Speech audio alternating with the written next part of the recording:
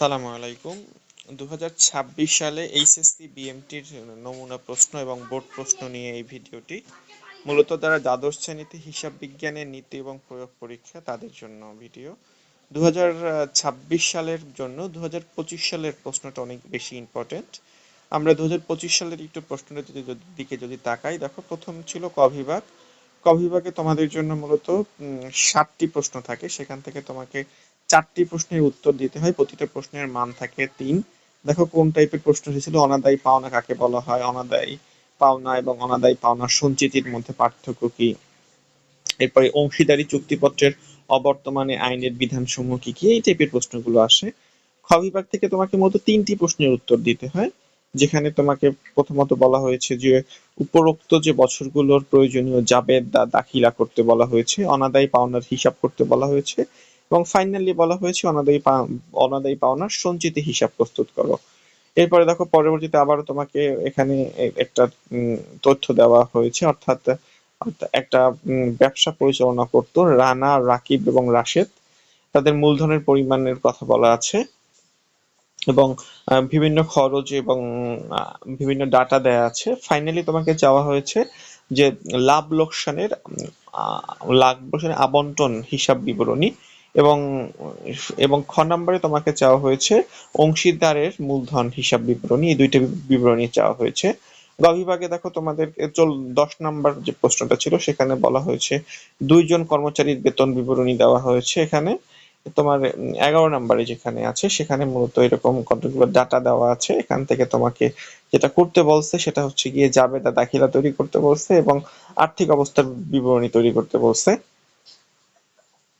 এরপরে দেখো আমাদেরকে সর্বশেষে তোমাদের যে গ বিভাগ, গ বিভাগটা মূলত গ বিভাগে মূলত একটি প্রশ্ন আসে, সেখান থেকে মূলত তোমাকে সর্বসাকুল্যে তোমাকে একটা বিবরণী প্রস্তুত করতে বলে। সেটা হচ্ছে গিয়ে বিশদ আয় বিবরণী, সংক্ষিপ্ত আয় বিবরণী এবং উক্ত তারিখের আর্থিক অবস্থার বিবরণী। এই 3টা বিবরণী এখানে প্রস্তুত করতে বলা হয়েছে।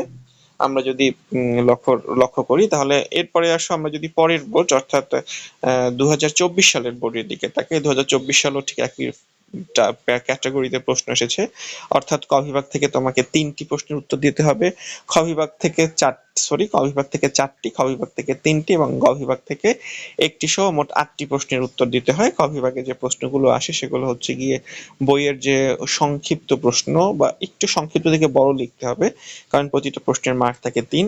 খ বিভাগে তোমাকে 7 মার্কস করে প্রতিটা প্রশ্ন উত্তর দিতে হয়। এখানে দাখিলা গত টার্মের মতো এখানে চেয়েছে জাবেদা দাখিলা, অনাদায়ী পাওনা এবং অনাদায়ী পাওনার সঞ্চিতির হিসাব করতে চাওয়া হয়েছে। এরপরে চাওয়া হয়েছে লাভ লোকসানের অবন্টন হিসাব এবং অংশীদারি মূলধনের হিসাব করতে বলা হয়েছে।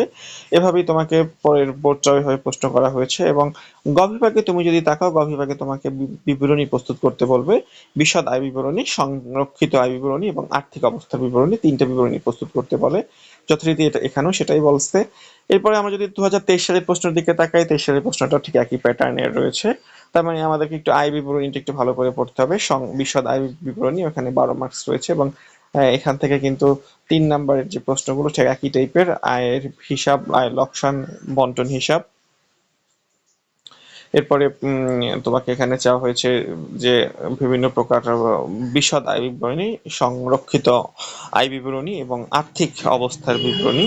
এই ছিল বিগত 3 বছরের গুরুত্বপূর্ণ 3টি প্রশ্ন। এটার টোটালি পিডিএফ তোমরা ডিসক্রিপশন লিংকে পেয়ে যাবে, এখান থেকে তোমরা ডাউনলোড করে তোমাদের মতো করে পড়তে পারবে। এবং আর একটা ভিডিও ছাড়া হয়েছে যেখানে তোমার টোটালি সাজেশন দেওয়া হয়েছে, টোটাল বইয়ের পিডিএফ, যেখান থেকে তুমি কতটুকু পড়তে হবে, একদম শর্ট একটা পিডিএফ, হয়তো 40-42 পাতা। এখান থেকে তুমি শেষ রাতের প্রস্তুতি নিতে পারবে। ধন্যবাদ।